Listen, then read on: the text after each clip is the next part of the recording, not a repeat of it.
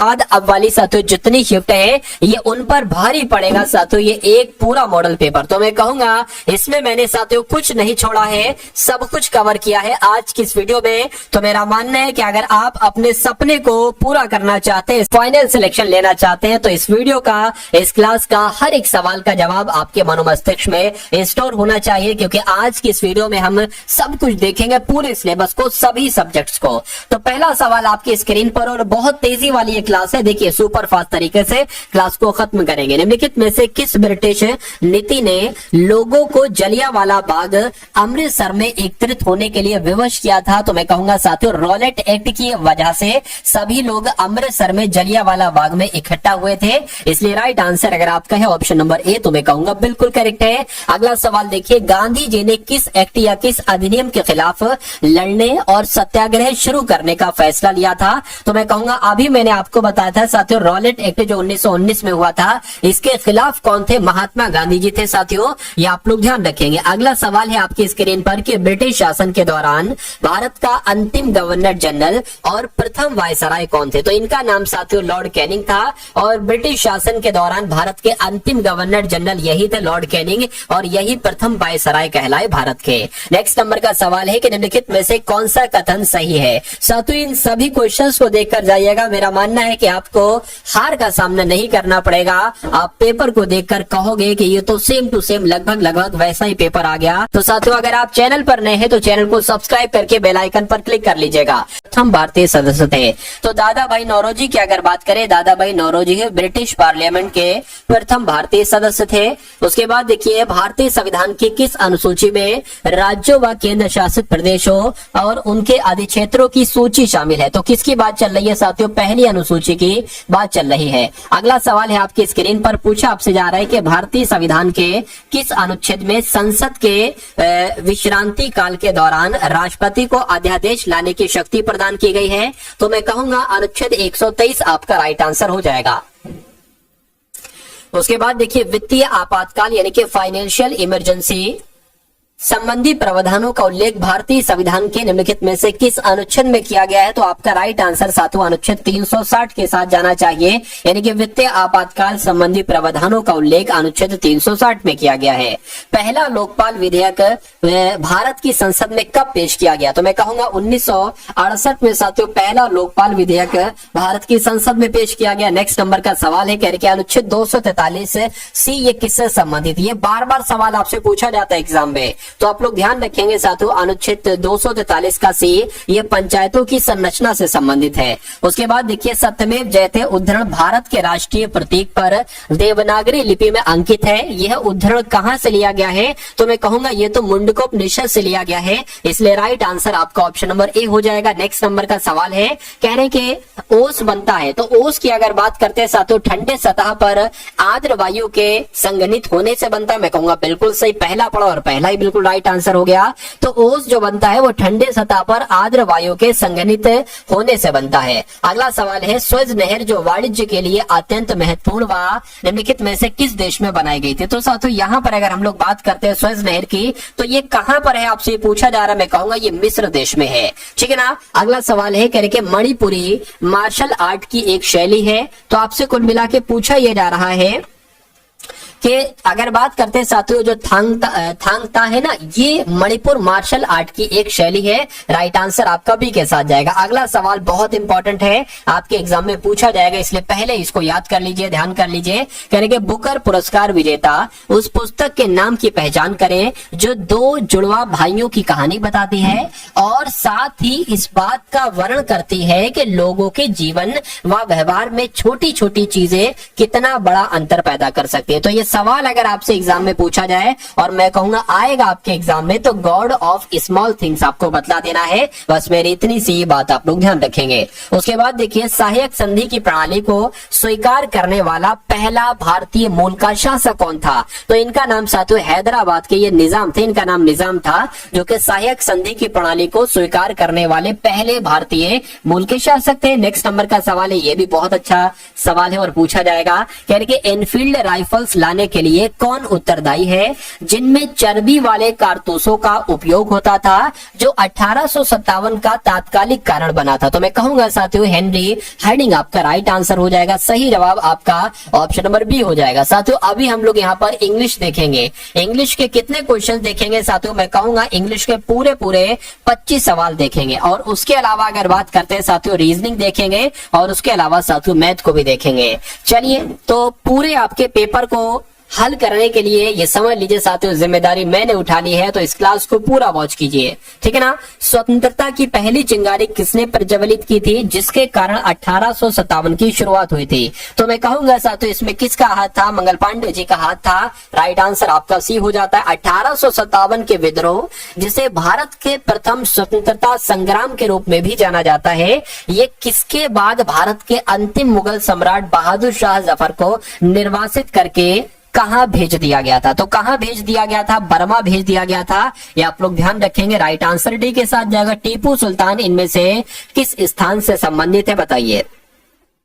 तो मैं कहूंगा साथियों इनका संबंध जो है ना, ये श्रीरंगपट्टनम से। कहां से इनका संबंध है? श्रीरंगपट्टनम से साथियों इनका संबंध है, ठीक है ना। चलिए अगला सवाल है, कह रहे कि राष्ट्रीय परीक्षण एजेंसी करंट अफेयर का सवाल है, ठीक है। तो 5 इंपॉर्टेंट करंट अफेयर के सवाल आप लोग देख लीजिए जरा। कह रहे कि राष्ट्रीय परीक्षण एजेंसी के महानिदेशक के अतिरिक्त प्रभार का पद पर नियुक्त किया गया। तो किसको नियुक्त किया गया है? प्रदीप सिंह खरोला को नियुक्त किया गया है, ये आप लोग ध्यान रखेंगे। उसके बाद देखिए कह रहे कि इंडियन फार्मर्स फर्टिलाइजर कोऑपरेटिव के नए अध्यक्ष के रूप में साथियों किसे नियुक्त किया गया है? तो दिलीप संघानी को नियुक्त किया गया है। सही जवाब आपका ऑप्शन नंबर ए हो जाता है। उसके बाद देखिए राष्ट्रीय मानव अधिकार आयोग का नया कार्यवाहक अध्यक्ष किसको नियुक्त किया गया है? तो यहाँ पर अगर बात करते हैं साथियों विजया भारती सयानी को ही राष्ट्रीय मानव अधिकार आयोग का नया कार्यवाहक अध्यक्ष नियुक्त किया गया है, आप लोग ध्यान रखेंगे।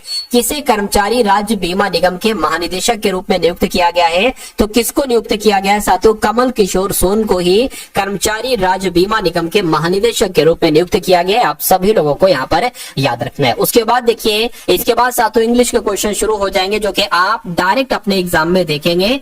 चलिए राष्ट्रीय क्षय रोग उन्मूलन कार्यक्रम के लिए केंद्रीय स्वास्थ्य एवं परिवार कल्याण मंत्रालय में प्रधान सलाहकार जो बने हैं वो साथियों कौन बने? तो इनका नाम सौम्या स्वामीनाथन है, और यही राष्ट्रीय क्षय रोग उन्मूलन कार्यक्रम के लिए केंद्रीय स्वास्थ्य एवं परिवार कल्याण मंत्रालय में प्रधान सलाहकार के रूप में नियुक्त किए गए हैं। बात आप लोग साथियों याद रखेंगे। चलिए बात देखिए साथियों यहाँ पर आपके सामने अब रीजनिंग के क्वेश्चन शुरू हो चुके हैं। तो रीजनिंग का साथियों पहला सवाल आपकी स्क्रीन पर है। आपसे कहा जा रहा है कि एक निश्चित कोड भाषा में जैसे कि PRINC यानी कि प्रिंस को जैसे कि OQHODF लिखा जा सकता है, उसी प्रकार साथियों BUDGET को क्या लिखा जाएगा? सिर्फ इतनी सी बात आपको बतानी। देखिए ये है P 16 पर होता है और ये है O 15 पर होता है, यानी कि 1 घटाया गया है सबसे पहले। उसके बाद R 18 पर होता है, Q 17 पर होता है, फिर से साथियों 1 घटाया गया है। उसके बाद I 9 पर होता है साथियों, और ये 8 पर होता है, फिर से यहाँ पर साथियों 1 घटाया गया है। और उसके बाद देखिए N 14 पर होता है, O 15 पर होता है, यानी कि अब 1 बढ़ा दिया गया है। और C से D यानी कि 1 बढ़ाया गया, ठीक है ना। और E से साथियों F हुआ है, यानी कि 1 बढ़ा, यानी कि शुरू के 3 में तो 1 1 1 घटाया जा रहा है, लेकिन शुरू के 3 लेटर अंत के 3 लेटर में 3 3 3 1 1 1 बढ़ाया जा रहा है।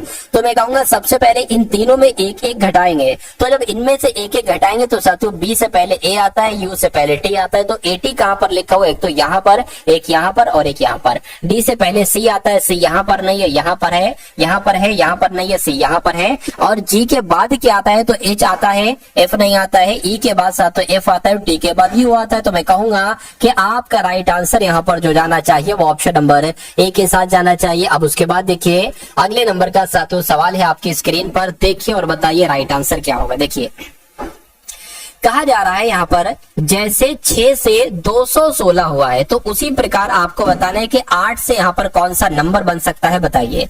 देखिए जब हम यहाँ पर साथियों बात करते हैं क्या कि 6 का क्यूब कितना होता है? 6 गुणा 6 गुणा 6, यानी कि 6 चंग 36 हो जाएगा। तो जब साथियों 36 की आप गुणा करेंगे 6 से, तो 6 चंग 36 हो जाएगा, और 6 3 18 यानी कि 21 हो जाएगा। तो मैं कहूंगा कि अगर हम साथियों इसका क्यूब कर देते हैं तो हमें ये संख्या मिल जाती है। उसी प्रकार अगर हम 8 का क्यूब करते हैं तो क्या नंबर आता है, मैं कहूंगा साथियों तो 512 आता है। तो आपका राइट आंसर यहाँ पर जो होगा वो 512 के साथ जाएगा। चलिए भाई, उसके बाद देखिए नेक्स्ट नंबर का सवाल है साथियों, आपके स्क्रीन पर देखिए और मुझे बताइए कि आपका राइट आंसर क्या है। यहाँ पर साथियों आकृति जो है ना वो नहीं लग पाई है, चलिए इसलिए स्किप कर देते हैं। उसके बाद देखिए अगला सवाल है, कह रहे कि ए बी सी ये डी और ये 4 मित्र हैं साथियों। 4 मित्र एक रेस्टोरेंट में एक वर्गाकार मेज के चारों ओर बैठे हैं। तो साथियों एक वर्गाकार मेज हमने यहाँ पर बना ली, और जब एक वर्गाकार मेज बना ली तो 4 लोग यहाँ पर बैठे यानी कि ए बी सी डी। उसके बाद कहने के साथियों कि अगर बी जो है ना बी ये ए के ठीक सामने बैठा है, तो ए को मान लीजिए अगर हम यहाँ पर बैठा देते हैं तो ए के सामने क्या होगा, ए के सामने बी यानी कि बी यहाँ पर बैठी होगी। उसके बाद कहने के डी के विकर्ण क्या साथियों, डी के विकर्ण सामने बैठा है, किसके लिए कहा जा रहा है, बी के लिए कहा जा रहा है। बी जो है ना बी ये ए के ठीक सामने है और डी के विकर्ण सामने बैठा है, यानी कि साथियों बी और डी ऐसे बनेंगे, ये विकर्ण होता है, विकर्ण यही तो कहलाया जाता है। तो विकर्ण के सामने बैठा हुआ है साथियों डी। उसके बाद कह रहे हैं तो सी के सामने कौन बैठा है, देखिए ए भी हो गया, बी भी हो गया, डी भी हो गया, बचा कौन सी, तो सी यहाँ पर बैठ जाएगा। और कह रहे सी के सामने कौन है, तो सी के अच्छा सी के सामने कहा जा रहा है, विकर्ण थोड़ी ना कहा जा रहा है। तो सी के साथियों सामने कौन है, सी के सामने डी है। तो मैं कहूंगा सी के सामने कौन बैठा है, डी बैठा है, इसलिए आंसर आपका डी हो जाएगा। जैसे कि यहाँ पर कहा गया था ना कि ए के सामने बी है तो हमने बी बैठा दिया था। चलिए तो कुल मिला के आंसर चाहिए था, आंसर आपको मिल चुका है। उसके बाद देखिए अगला सवाल है आपके स्क्रीन पर, बताइए। अब यहां पर अगर बात करें VOLLEY को WPMMIZ लिखा जाता है और DON को EPO लिखा जाता है, तो उसी कूट भाषा में डेस्टिनी को यानी कि DENSIT को साथियों क्या लिखा जा सकता है, मुझे बताइए। देखिए यहां पर अगर साथियों हम लोग बात करें, अच्छा ऐसे करें, इसके डी का कोड क्या होगा, डी का कोड साथियों ई हो जाएगा, ई लिख लिया। ई का कोड क्या हो जाएगा, ई का कोड साथियों ये आई हो जाएगा, ठीक है ना। तो यहाँ पर अच्छा देखिए क्या है लिखा हुआ है, ई लिखा है ना, तो ई का कोड आपका क्या हो जाएगा, ई का कोड यहाँ पर लिखा है आई, तो यहाँ पर आई आना चाहिए, लेकिन किसी भी ऑप्शन में आई नहीं आना है, यानी कि इसलिए ये लॉजिक हमारा नहीं लग रहा है। कोई और लॉजिक लग रहा है उसको भी देख लेते हैं। जैसे कि वी से यहाँ पर साथियों डब्ल्यू हुआ है, अरे भाई वी 22 पर होता है, डब्ल्यू 23 पर होता है, ओ 15 पर होता है, पी 16 पर होता है, यानी कि एक बढ़ाया। उसके बाद साथियों फिर से यहाँ पर एक बढ़ाया, एल के बाद एम है यानी कि फिर से एक बढ़ाया, यहाँ पर भी एक बढ़ाया, यहाँ पर भी एक बढ़ाया। तो मैं कहूंगा साथियों यहाँ पर अगर साथियों बात करें, अच्छा यहाँ पर एक नहीं बढ़ाया गया, ई से साथियों आई हो गया यानी कि 4 बढ़ाया गया, यहाँ पर 1 बढ़ाया गया, कोई दिक्कत नहीं।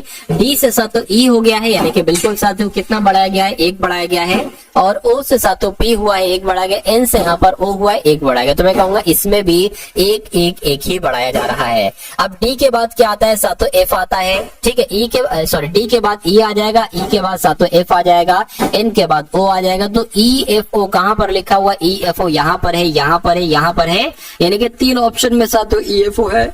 चलिए उसके बाद एस की अगर बात करें साथियों, अंत में क्या आता है, एस के बाद टी आता है, आई के बाद क्या आता है साथियों, जे आता है, ठीक है ना। और टी के बाद क्या आता है साथियों, टी के बाद यू आता है और जेड आता है। तो ऐसा कहां पर लिखा हो, ऐसा तो मुझे सिर्फ और सिर्फ ऑप्शन नंबर ए में देखने को मिल रहा है, ठीक है ना। ये देखिए ये ई के बाद ये हो सकता हो साथियों एफ हो, क्या हो, एफ हो, क्योंकि सभी में तो 1 1 बढ़ रहा है, तो इसमें भी साथियों 1 1 1 ही बढ़ेगा। उस संख्या की पहचान करें जो निम्न श्रृंखला से संबंधित नहीं, यानी कि एक नंबर आपको यहाँ पर गलत है जो रूल के अकॉर्डिंग नहीं है, उस नंबर का आपको चयन करना है। सबसे पहले 18 आया है, उसके बाद 27 आया है, उसके बाद 35 है और उसके बाद 45, उसके बाद साथियों 54। आपको बताने कि यहाँ पर रूल से हटी हुई साथियों कौन सी संख्या। तो देखिए 18 से 27 हुआ यानी कि यहाँ पर 9 बड़ा है, कितना बड़ा है साथियों, यहाँ पर 9 बड़ा है। 27 से यहाँ पर 35 हुआ है, तो मैं कहूंगा साथियों कितना बड़ा है, 28 बड़ा है, ठीक है। सॉरी 8 बड़ा है, ठीक है। अब 35 से यहाँ पर हुआ है तो मैं कहूंगा 10 बड़ा है, कितना बड़ा है साथियों, 10 बड़ा है। अब 45 से 54 हुआ है तो मैं कहूंगा 9 बड़ा। अच्छा यहाँ पर 9 बढ़ रहा है, यहाँ पर 9 बढ़ रहा है, ऐसा तो नहीं कि अगर हम यहाँ पर भी 9 बढ़े, क्योंकि ज्यादातर किसका कौन सा नंबर ज्यादा है, 9 ज्यादा। तो मैं कहूंगा अगर हम यहाँ पर साथियों 9 बढ़ाते हैं, 27 में अगर हम साथियों 9 लगाते हैं तो यहाँ पर 36 आता है।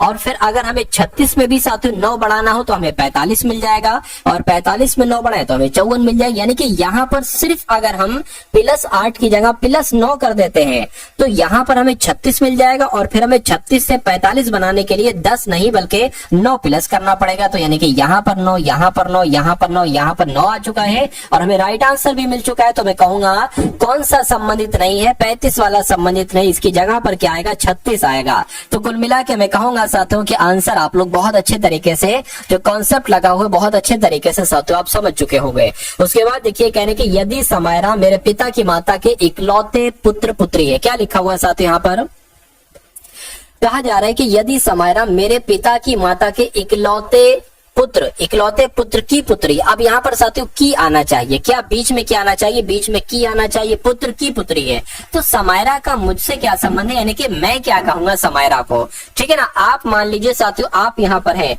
यानी कि यदि समायरा मेरे पिता की, अब यहाँ पर मान लीजिए ये आप हो गए, ठीक है, ये आपके पिताजी हो गए, ये आपके पिताजी हो गए, और कह रहे कि मेरे पिता की माता, मेरे पिता की माता कौन होगी साथियों, आपकी दादी हो गई, ठीक है ना। आपकी दादी के इकलौते पुत्र, आपकी दादी के इकलौते पुत्र आपके पिताजी ही होंगे। इनकी पुत्री यानी कि इनकी पुत्री जो होंगी साथियों वो आपकी कौन होंगी, आपकी बहन ही तो होंगी। आपकी कौन होंगी, आपकी बहन ही तो होंगी। आप ये हो गए, ठीक है। तो आप क्या कहोगे उसको, आप बहन कहोगे ना, तो बहन आपका यहाँ पर बिल्कुल करेक्ट आंसर हो जाएगा। उसके बाद देखिए नेक्स्ट नंबर का साथियों सवाल है आपकी स्क्रीन पर, देखिए सवाल को और मुझे बताइए। कहा जा रहा है देखिए यहाँ पर खाली जगह है, ठीक है, BC खाली जगह, और फिर BC फिर खाली जगह, फिर IB और फिर खाली जगह, फिर साथियों IB। तो आपको बताने के यहाँ पर कैसे क्या होगा, क्या क्या चीजें यहाँ पर आएंगी। लेटर्स को काउंट करिए, 1 2 3 4 5 6 7 8 9 10 11 12, यानी कि साथियों 12 है ना, तो मैं कहूंगा 6 में बट रहा है क्या 3 में बट रहा है। देख लीजिए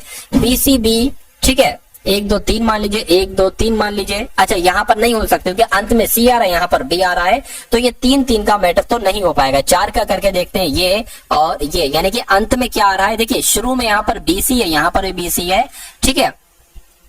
अच्छा B यहाँ पर आना चाहिए, ठीक है, तो ये भी साथियों नहीं बनना है इस वाली की वजह से, क्योंकि यहाँ पर साथियों एक तरीके से अगर बात करें, अच्छा एक सेकंड, यहाँ पर अंत में BI है, तो अगर हम साथियों यहाँ पर B लिख देते हैं तो BI, BC BI, तो BC BI, तो BC BI यानी कि यहाँ पर I हो जाएगी। तो वरना अब कौन कौन सी चीजें आपने लिखी है, IBC, आपने IBC लिखी। IBC कौन सा ऑप्शन में, मैं कहूंगा ऑप्शन नंबर D वाले में है, तो आपका राइट आंसर जो जाएगा वो ऑप्शन नंबर D वाले के साथ जाएगा। अगला सवाल आपके स्क्रीन पर देखिए सवाल को साथियों और मुझे बता दीजिए कि आपका राइट आंसर क्या होगा। चलिए, कहा जा रहा है कि एक सम्मेलन के अंत में उपस्थित सभी 30 व्यक्तियों ने एक दूसरे से हाथ मिलाए, यानी कि एक पार्टी हो रही है, एक सम्मेलन हो रहा है, इसमें कितने लोग हैं, इसमें टोटल 30 लोग हैं, और 30 लोगों ने आपस में एक दूसरे से हैंड शेकिंग किया है, यानी कि हाथ मिलाए। तो आपसे पूछा जा रहा है तो इसमें कुल कितनी बार हाथ मिलाए गए। अब इस सवाल को देखा जाए तो ये बहुत कठिन है, लेकिन एक सूत्र की मदद से हम इस सवाल को बहुत आसानी से कर सकते हैं, ठीक है ना।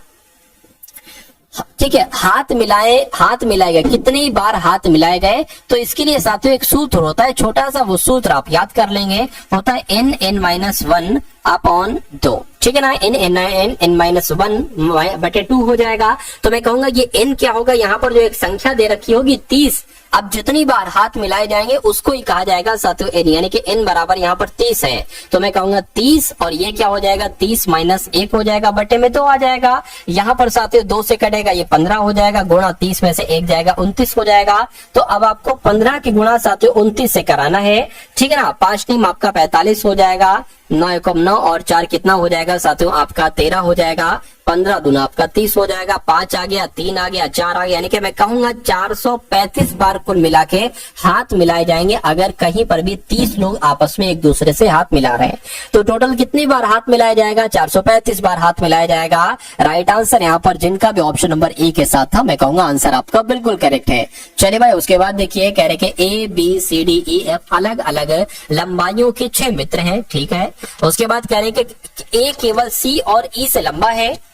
अब देखिए इतनी बात कहेगी ना, A केवल C और B से लंबा है, तो मान लेते हैं साथियों A जो है ना ये 2 लोगों से लंबा है, ठीक है, ये दो लोगों से लंबा है, सी और ई से लंबा है, ठीक है ना, और किसी से लंबा नहीं और सबसे छोटा है। ठीक है, चलिए तो यहां पर साथियों मैं कहूंगा यहां पर आपका हो सकता हो सी आ जाए और यहां पर हो सकता हो साथियों ई आ जाए। हो ये भी सकता है कि यहां पर ई आ जाए, ये भी हो सकता है, और ये भी हो सकता है यहां पर सी आ जाए। तो मैं कहूंगा साथियों यहां पर दो लोगों से लंबा कौन है, ए है। उसके बाद कहा जा रहा है कि बी डी से छोटा है क्या, यहां पर हम बना लेते कि आप यहां पर आ जाए, तो कह रहे कि बी जो है ना, बी ये डी से छोटा है, लेकिन अच्छा क्या कहा जा रहा था कि बी डी से छोटा लेकिन डी उनमें से सबसे लंबा नहीं है।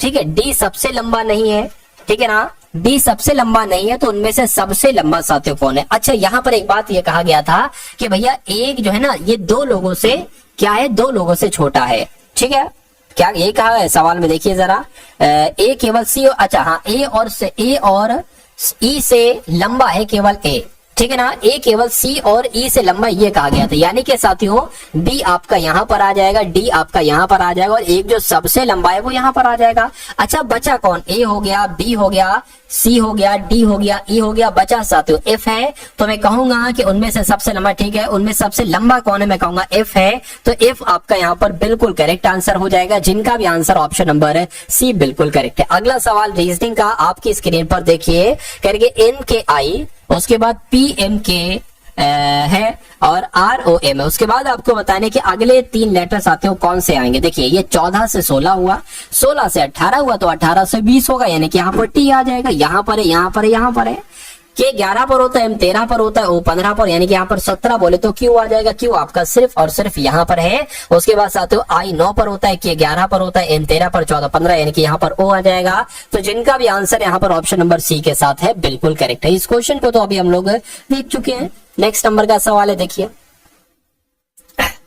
अगर इसकी साथियों बात करते हैं, डिक्शनरी वाला ये क्वेश्चन है एक तरीके से, जैसे कि आपको बताना है कि सबसे पहले कौन आएगा, उसके बाद कौन आएगा, उसके बाद और फिर उसके बाद कौन आएगा। देखिए यानी कि पी ओ लिखा हुआ है, तो ओ 15 पर होता है, आई 9 पर होता है, तो सबसे पहले तो ये आएगा, उससे पहले साथियों ई वाला आएगा, लेकिन उससे पहले ए वाला आएगा, पी ए यानी कि 5 सबसे पहले आ जाएगा, और उसके बाद साथियों ये वाला आएगा, यानी कि 5 और 3 आ गया, और उसके बाद साथियों ये आई वाला आ जाएगा, यानी कि 2 आ गया, और फिर उसके बाद पी ओ यहाँ पर भी, पी ओ यहाँ पर भी है, लेकिन ई वाला पहले है, यानी कि 4 और फिर आएगा 1। तो मैं कहूंगा 532 41 कहां पर लिखा हुआ है, 532 41 तो आपका साथियों कहां पर लिखा, अच्छा यहां पर लिखा हो भाई, कहां पर लिखा हो, यहां पर लिखा हो 541 और 532 और 41। उसके बाद देखिए नेक्स्ट नंबर का सवाल है आपकी स्क्रीन पर, इस सवाल को देखिए और मुझे बताइए। यहां पर साथियों फिर से पिक्चर नहीं लग पाई है, इसलिए इसको स्किप कर देना होगा। चलिए भाई, उसके बाद देखिए कह रहे के आई एन जी को 1 0 1 2 8 1 0 1 3 1 5 6 8 लिखा जाता है।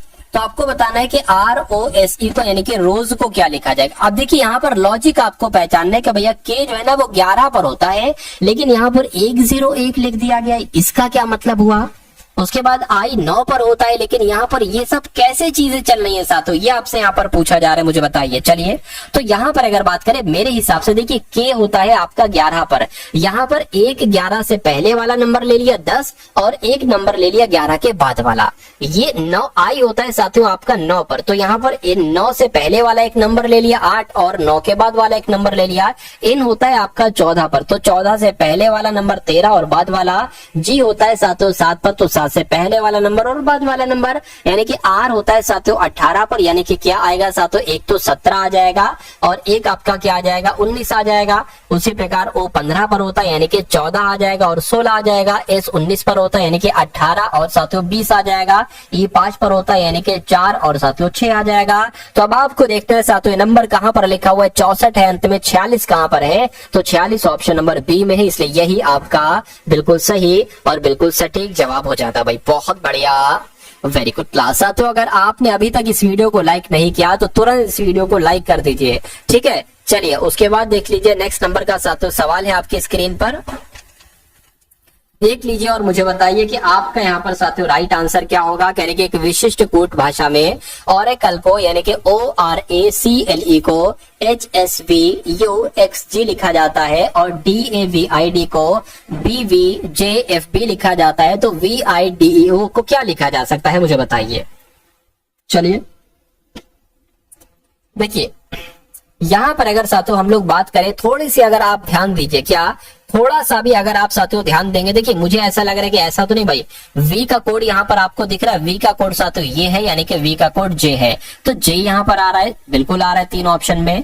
ठीक है, आई की अगर बात करते हैं, आई का कोड क्या है, देखिए आई का कोड साथियों एफ है, तो जे के बाद एफ आ रहा है। ठीक है, तो जे हो गया, एफ हो गया। ठीक है, उसके बाद अगर बात करते हैं साथियों डी की, तो डी का कोड जरा देखिए, मुझे बताइए, डी का कोड साथियों बी है, तो बी, तो जे एफ बी कहां पर आ रहा है साथियों, J F B option number है ए में आ रहा है, तो ये क्या होगा, ये आपका बिल्कुल करेक्ट आंसर हो जाएगा। तो अब साथियों आपके सामने यहाँ पर मैथ के क्वेश्चन आ चुके हैं। मैथ के क्वेश्चंस को देखिए, सभी के सभी साथियों मैथ के टॉप लेवल के क्वेश्चन है। कहा जा रहा है कि 14 सेंटीमीटर ऊंचाई वाले एक लंबवर्तीय बेलन का वक्र पृष्ठीय क्षेत्रफल कितना है, 176 सेंटीमीटर स्क्वायर है, 176 सेंटीमीटर स्क्वायर है। बेलन के आधार का क्षेत्रफल आपसे यहाँ पर पूछा जा रहा है, तो इस सवाल में क्या है, मैं कहूंगा इस सवाल में साथियों कुछ भी नहीं है। देखिए यहाँ पर कहा गया है साथियों, क्या कहा गया है कि बेलन के, क्या साथियों, लंबवर्तीय बेलन का वक्र पृष्ठीय क्षेत्रफल, क्या साथियों कहा गया है, ध्यान से देखिएगा, कहा गया है साथियों बेलन के, क्या बेलन के वक्र पृष्ठीय क्षेत्रफल की जो बात की गई वो यहाँ पर साथियों 176 बताया गया है। और बेलन के वक्र पृष्ठीय क्षेत्रफल का सूत्र क्या होता है, मैं कहूंगा 2 पाई आर एच होता है, 2 पाई आर एच होता है, यानी कि 2 पाई आर एच बराबर कितना है, 176 होता है। यहाँ पर हमें पता है क्या निकालना है, यहाँ पर हमें आर की वैल्यू निकालना है, क्योंकि बेलन के आधार के क्षेत्रफल में आर की जरूरत पड़ती है, क्योंकि बेलन के आधार का क्षेत्रफल का सूत्र होता है साथियों पाई आर स्क्वायर। तो यहाँ पर पाई तो हम बता सकते हैं 22/7 है, लेकिन आर नहीं पता है हमें, इसलिए सबसे पहले बेलन के वक्र पृष्ठीय क्षेत्रफल की मदद से हम आर का मान निकालेंगे। तो यहाँ पर साथियों 176 हो गया, ये क्या हो गया, 2 लिख दिया, पाई की वैल्यू 22/7 आ गई, आर नहीं पता है, आर निकालना है। और एच कितना है साथियों, यहाँ पर अगर बात करते हैं साथियों हाइट की कितनी बात की गई है, तो ये साथियों आपके 14 सेंटीमीटर बताया गया, तो यहाँ पर आपका 14 आ जाएगा, 7 एकम 7, 7 दूना 14 हो जाएगा। अब देखिए साथियों, अब यहाँ पर अगर बात करते 176 और बटे में ये सब आ जाएगा, यानी कि बराबर तो आर रहेगा ये वाला, बटे में इसके ये 2 आ जाएगा, बटे में इसके साथियों 22 आ जाएगा, और बटे में इसकी 2 आ जाएगा। तो मैं कहूंगा इसको कैसे कट करोगे, जरा देखिए, 2 एकम 2, 2 अट्ठे 16, 2 अट्ठे 16, 2 एकम 2, 2 चौक 2 चौक, और 22 की 2 से करेंगे, यानी कि आर बराबर त्रिज्या कितना निकलेगी साथियों, 2 सेंटीमीटर की त्रिज्या निकलेगी। तो अब आप बेलन के आधार का क्षेत्रफल बहुत आराम से निकाल सकते हैं, पाई की वैल्यू 22/7 और आर कितना है 2, आर स्क्वायर है, तो 2 गुणा 2 हो जाएगा। यानी कि अगर बात करते हैं साथियों 2 की गुणा 22 से होगी, तो यहाँ पर क्या आ जाएगा, 88/7 आ जाएगा। तो 88/7 कौन से ऑप्शन में है, मैं कहूंगा ऑप्शन नंबर सी वाले में, और जिनका भी आंसर यहाँ पर है ऑप्शन नंबर सी के साथ है, बिल्कुल करेक्ट आंसर है आपका भाई, बहुत बढ़िया, वेरी गुड क्लास। चलिए अब उसके बाद देख लेते हैं साथियों अगला सवाल है, क्या कह रहा है आपसे अगला सवाल। ये सभी सवाल एकदम टॉप लेवल के हैं और एक्सपेक्टेड क्वेश्चन है साथियों ये, इसलिए मैं कहूंगा कि इस क्लास को और इस क्लास का एक एक सवाल आपको बहुत बारीकी से देखना चाहिए, क्योंकि सभी चीजें साथियों आपके लिए बहुत शानदार तरीके से यहाँ पर तैयार की गई है कि आपका एग्जाम कम से कम क्लियर हो जाए। अब इसकी अगर बात करते हैं, इस सवाल देखने में तो बहुत लंबा चौड़ा आपको लग रहा होगा, लेकिन इस सवाल में कुछ भी नहीं है। कह रहे कि एक दुकानदार ने किसी निश्चित वस्तु को एक निश्चित मूल्य पर बेचने का निर्णय किया। मान लीजिए कि उस दुकानदार ने सोचा कि भैया इस चीज को मैं 100 रुपए में बेच दूंगा। उसने निर्धारित मूल्य से यानी कि 100 रुपए से 45% अधिक मूल्य टैग उस पर वस्तु पर लगे, यानी कि 100 से उसने जो उस वस्तु पर लिखे ना वो 145 रुपए लिखे कि 145 रुपए की वस्तु को बेचूंगा। वस्तु को बेचते समय उसने उस पर 40% की छूट दे दी, यानी कि 145 पर उसने 40% की छूट दी, यानी कि इसको 60% में बेचा। 20 तिया हो गया, ये आपका 20 चौक हो गया। इतनी बात साथियों क्लियर है, इतनी बात साथियों आपकी क्लियर है, ठीक है ना। अच्छा सॉरी, पंजे आ जाएंगे यहाँ पर, 5 एकम 5, 5 दूना 10 हो जाएगा, 5 नीम 45 हो जाएगा, और 29 तिया की बात करें, 9 तिया आपका 27 हो गया, 3 दूना 6 और 7 यानी कि 87 आ गया। यानी कि इसमें सोचा था कि भैया 100 रुपए में बेचेंगे, लेकिन इसने 45% अधिक मूल्य रख दिया, यानी कि 145 हो गया, और फिर इस 145 पर उसने 40% की छूट दी, यानी कि इसको 60% में बेचा, और जब 60% पर बेचा तो ये वस्तु 87 रुपए की बिकी। यानी कि ज्ञात कीजिए उसे निर्धारित मूल्य से कितने रुपए अधिक या कम देने पड़े। निर्धारित मूल्य उसका 100 था, उसको 87 एक तरीके से क्या मिले हैं, यानी कि साथियों मैं कह सकता हूं उसको 13 रुपए कम मिले हैं। क्या उसको 13 रुपए कम मिले हैं? तो आंसर आपका किस ऑप्शन के साथ जाएगा? ऑप्शन नंबर बी के साथ जाएगा, 13 रुपए उसको कम मिले हैं। चलिए भाई नेक्स्ट नंबर का साथियों सवाल है आपकी स्क्रीन पर। इस सवाल को देखिए, कहने के 72 भाग 16 है, ऑफ है 3 है, माइनस है ब्रैकेट में 28 भाग 6 है, ऑफ 4 है, माइनस 20 भाग 7 है, गुणा ब्रैकेट में 30 माइनस 37 है, माइनस 41 है। और फिर उसके बाद साथियों क्या है, यहाँ पर क्या आ जाएगा साथियों, देखिए यहाँ पर साथियों 1 सही 1/2 लिखा हुआ है, गुणा के बाद क्या है 1 सही 1/2। इसको आपको साथियों सरल करना है, मान इसका ज्ञात करना है। देखिए सबसे पहले यहाँ पर अगर हम लोग करेंगे, क्या हम लोग करेंगे, ऑफ लिखा है तो साथियों 16 गुणा 3 होगा, यानी कि अगर हम यहाँ पर लिख लें 72 और यहाँ पर लिख ले 16 गुणा 3 तो कोई दिक्कत नहीं। ब्रैकेट में क्या आ जाएगा साथियों, देखिए ब्रैकेट में भी वही आ जाएगा 28/6 गुणा 4, बिल्कुल 6 गुणा 4 आ गया, माइनस 20/7 आ गया, बिल्कुल 20/7 आ गया, ठीक है ना, गुणा। अब देखिए 37 में से 23 जाएगा तो कितना बचेगा, 37 में से साथियों 23 जाएगा तो कितना बचेगा, मैं कहूंगा 14 आ जाएगा। यानी कि यहाँ पर जो 14 आएगा ना वो माइनस का 14 आएगा, तो माइनस का 14 आ गया, कितना आ गया साथियों, माइनस का आपका यहाँ पर 14 आ गया, बिल्कुल सही बात है। उसके बाद माइनस 41 लिखा हुआ है, ब्रैकेट बंद है, और 1 सही 1/2 यानी कि 2 रकम 2, 2 1 3, 3/2 यहाँ पर साथियों आ जाएगा गुणा करके। इतनी बात क्लियर है बिल्कुल। अब देखिए इसको अगर कट करें, 3 दूना 6, 3 चौक 12 हो गया, 8 दूना 16, 8 3 24 हो गया, यानी कि 3/2 यहाँ पर आ गया, तो 3/2 आ गया। अब इसको अगर कट करें साथियों, ठीक है, इसको अगर 6 पंजे 20, 6 चंग 24, 6 सत्ते 28 हो गया, यानी कि 7/6 आ गया। ब्रैकेट में क्या आ गया, 7/6 यहाँ पर आ गया। इतनी बात क्लियर है, बिल्कुल क्लियर है। अब देखिए आप 7 एकम 7, 7 दूना 14, माइनस का आया है, ये क्या आया है, ये माइनस का आया, और 20 दूना साथियों 40 हो जाएगा। क्या हो जाएगा, यानी कि माइनस माइनस प्लस का 40 आ जाएगा, प्लस का 40 माइनस 41 आ गया, और यहाँ पर 3/2 जैसा है वैसे ही रहेगा। ठीक, इतनी बात क्लियर है, बिल्कुल क्लियर है। 3/2 आ गया, माइनस 7/6, क्या 7/6, अब यहाँ पर माइनस का 1 आ जाएगा, 7/6 माइनस का 1 आ गया, ब्रैकेट बंद हो गया, 3/2 आ गया। अगला स्टेप देखिए साथियों आप लोग, अब देखिए 7/6 में से साथियों देखिए 3/2 माइनस 7/6 में से 1 जाएगा तो कितना बचेगा, ठीक है ना,